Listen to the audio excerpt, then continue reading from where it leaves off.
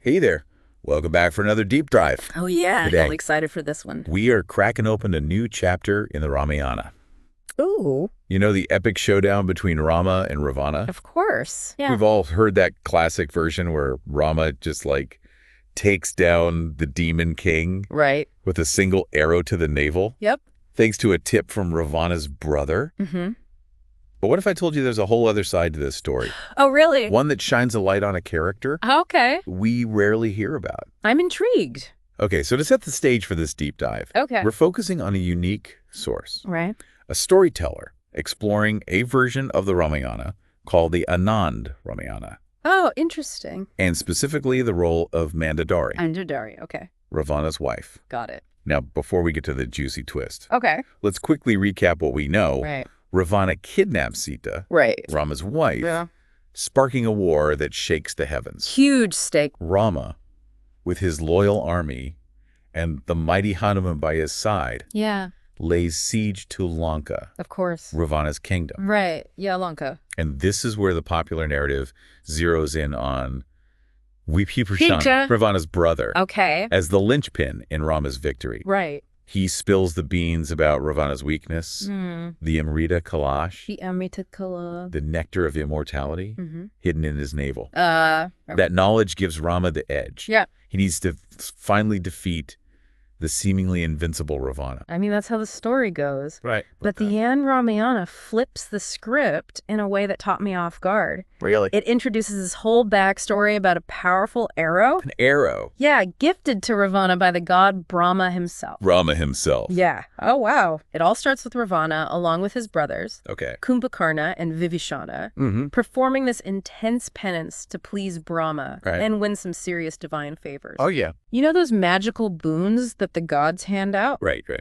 So Brahma grants boons to all three brothers. Oh, okay. But when Ravana asks for immortality, Oh. he gets a big fat no. Oh, no? Instead, Brahma gives him this special arrow Oh, okay. with a prophecy attached. Oh. This arrow, he says, will be the cause of your death. Talk about a loaded gift, right? Yeah, you'd think Ravana would be freaking out, Right. maybe try to destroy the thing. Yeah. But no, he basically shrugs it off Well, and sticks it in his palace wall. He just puts it in the wall. Pretty much convinced he's too powerful to be taken down by some arrow. Oh, the hubris. Classic Ravana. Arrogance and overconfidence were kind of his trademarks. Yeah, that makes sense. But that's where Mandodari comes in. Okay. And this is where the story takes a fascinating turn. All right, so fast forward to the climactic battle between Rama and Ravana. Okay. Rama's giving it his all, but his arrows seem to have no effect. Oh, really? Every time he hits Ravana, a new head pops up. Talk about frustrating. Oh, man, so annoying, right? Right. It's only when Vibhishana defects to Rama's side Uh-huh. that Rama learns about the Amrita Kalash Right. and its location in Ravana's navel, Okay. which needs to be pierced by Brahma's arrow. Oh, so we've got the secret weakness, but the weapon needed to exploit it Uh-huh. is tucked away in a palace wall. Right. Enter Hanuman, Hanuman. Rama's legendary monkey general, Mm-hmm. known for his cunning and shape-shifting abilities. Oh, he's a tricky one. Right. So Hanuman disguises himself as an astrologer Okay. and infiltrates Lanka, spreading the word about his fortune-telling skills. Oh, so sneaky. The buzz reaches the palace, Okay. and Mandodari, Uh, curious or perhaps a little worried about her husband's fate, right. summons him. Summons the astrologer. Yeah, she has no clue who he really is. So we've got Hanuman undercover as an astrologer, Yeah. sitting face to face with the wife of his sworn enemy. Mm-hmm. This is some high-stakes fortune telling. Oh, yeah, for sure. And this is where Hanuman's cleverness really shines. Okay. He uses his knowledge and some carefully chosen words to plant a seed of doubt in Mandodari's mind. Ooh, interesting. He hints that the arrow Brahma gave Ravana isn't as safe as she thinks, Okay. subtly suggesting it might actually be a threat. Oh, he's playing mind games with her, He is. using her concern for Ravana against her. Totally, he's playing on those fears. So did she fall for it? Hook, line, and sinker. Oh, no. Mandodari, who thought the arrow was safely tucked away, Right. spills the beans about its exact location right there in the palace wall In the wall. near Ravana's throne. Oh, wow. She's totally oblivious to Hanuman's true identity Right. and the impact of what she's just revealed. Wow. So she unintentionally hands over the key to her husband's demise. It's true. That's heartbreaking, but also kind of brilliant storytelling. Yeah, it makes you wonder, This does. was Mandodari just a pawn in some grand cosmic game? Right. Or did her actions, even though they were unintentional, truly shape the course of events? It's that age-old question. I know, it's like fate and free will. They're so intertwined. Totally. It's hard to tell where one ends and the other begins. I never thought about it that way. Yeah. It's like those little choices we make every day. Exactly. Do they ripple out and affect things in ways we can't even imagine? Absolutely. And this story really challenges the traditional portrayal of Mandodari. In what way? Well, she's often depicted as a tragic figure grieving in the background. Right, just kind of there. But the Ramayana suggests she might be more than that. More than just a grieving wife. A catalyst, a force that sets things in motion, even if she's not aware of it.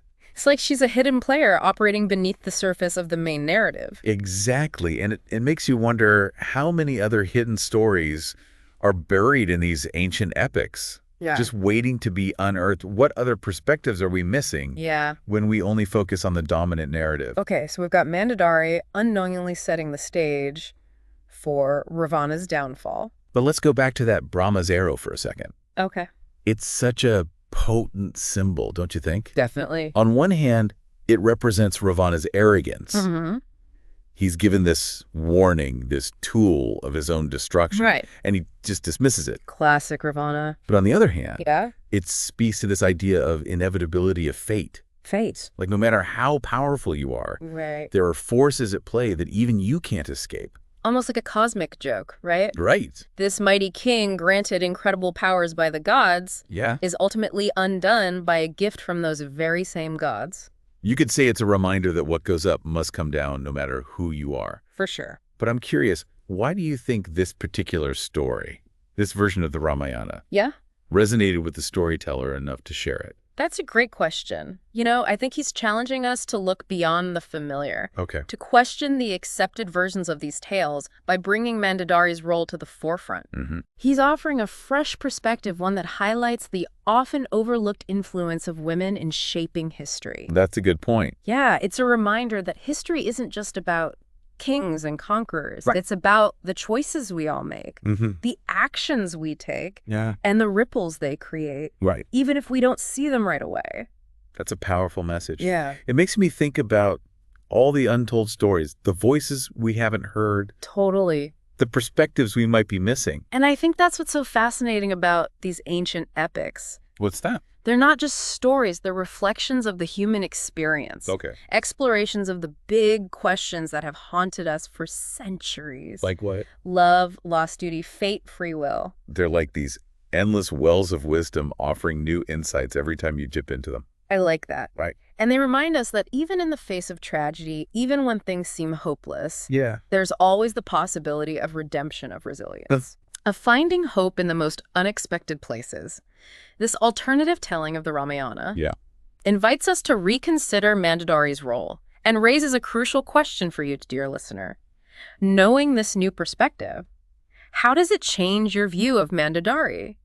Was she a pawn in destiny's game, or a powerful, albeit unwitting player in this epic battle? That's the question that's been swirling around in my head this whole time. I know, right? It's so easy to see her as a victim of circumstance, caught in the crossfire of this cosmic showdown, but then you realize her actions, even though she didn't intend them that way, had a huge impact on how everything played out. Exactly. It really throws a wrench in the idea that only the big, powerful players shape history. Right. Sometimes it's the quiet, seemingly insignificant choices that tip the scales.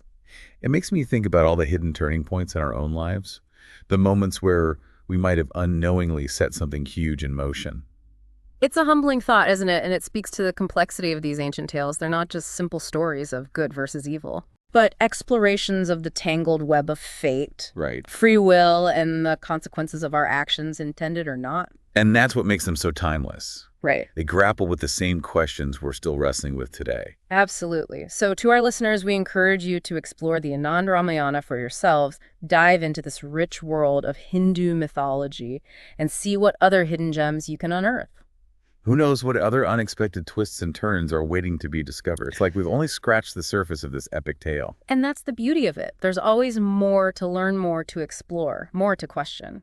So with that, we'll wrap up our deep dive into the Ramayana arena. Remember, the journey of discovery never truly ends. Keep asking questions, keep digging deeper, and keep an eye out for those hidden narratives. Until next time, keep diving deep.